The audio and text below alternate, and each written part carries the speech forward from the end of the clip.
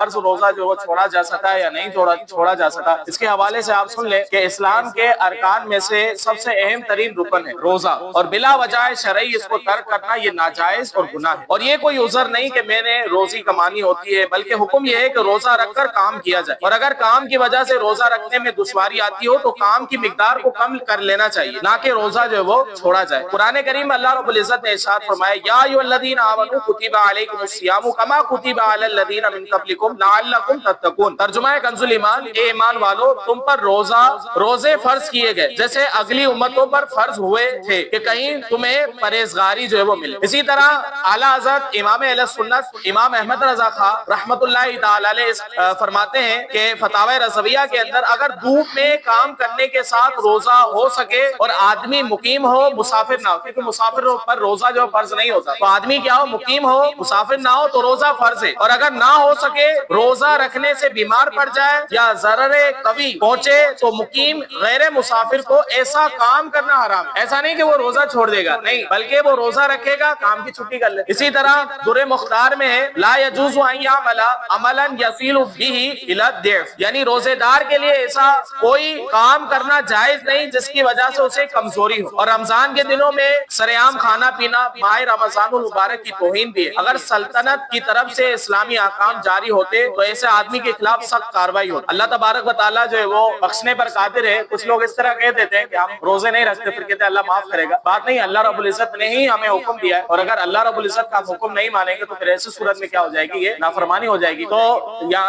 رمضان المبارک کا جو روزہ نہیں چھوڑا جائے گا بلکہ روزہ رکھا جائے گا، کام کی مقدار کو جو ہے بندہ کم کر لے گا۔ اصل میں لوگوں کی جو ذہن ہے نا، ذہنیت میں جو یہ بات بیٹھ گئی ہے کہ مجھ سے روزہ برداشت نہیں ہوگا، یہ ان افراد کے ساتھ ہوتا ہے کہ جنہوں نے بچپن میں روزے نہیں رکھے، اپنے بچوں کی بچپن سے عادت بنائے، جیسے ہی جو ہے وہ 7 سال کی عمر میں آپ جو ہے وہ تاکید شروع کر دیں کہ بیٹا روزہ رکھ لو، روزہ رکھ لو، پھر جب وہ اس کی افطاری کا وقت آئے تو اس کے لیے اچھا جو ہے وہ کچھ اہتمام کیا جائے تاکہ اس کی عادت بن جائے۔ اب جو افراد جو ہے وہ پابندی سے روزہ رکھتے ہیں نا، اب ان سے پوچھیں گے، وہ بولیں گے ہم بچپن سے ہی بچپن سے ہی اگر بچوں کی عادت بنا دی جائے کہ اب دیکھا جائے کہ بچہ ہے یہ روزہ جو پورا کر لے گا تو آپ جو ہے وہ اس کو روزہ رکھوانے کی جو ہے وہ آپ ذہن بنا دیں اور روزہ جو ہے رکھوایا جائے۔ اور بچوں کو ویسے بھی شوق ہوتا ہے، بچوں کو شوق ہوتا ہے، والدین کو شوق نہیں ہوتا، والدین کہتے ہیں نہیں یہ ہو جائے گا وہ ہو جائے گا، کچھ نہیں ہوتا۔ بچپن سے ہی اگر عادت ہوگی بچہ بڑا ہو کر بھی جو ہے وہ روزے رکھے گا۔ ایسے ہٹے کٹے ہوتے روزے کا بولے تو کیا بولتے ہم سے برداشت نہیں ہوتا، بھائی کیسے برداشت نہیں ہوتا؟ آپ کی عادت بنے گی تو انشاءاللہ بن جائے گی عادت۔ انسان اگر ایک دن جو ہے وہ اللہ رب العزت کی رضا کے لیے کچھ کھائے گا پیے گا تو مر تھوڑی جائے گا، 3 دن نہیں کھائے گا پیے گا پھر کچھ ہوگا، چلو 2 دن میں جو ہے وہ گرے گا، تیسرے دن میں جو ہے کچھ زیادہ معاملات خراب ہوں گے، لیکن ایک دن میں کچھ نہیں ہوتا۔ اور پھر جو ہے وہ اس کے فوائد روزے رکھنے کے بے شمار جو فوائد ہے کہ ہم سارا دن کھاتے رہتے۔ تو رمضان المبارک کے اندر جو ہے ایک سمجھ لے کہ پریکٹس بھی ہوتی ہے، اس میں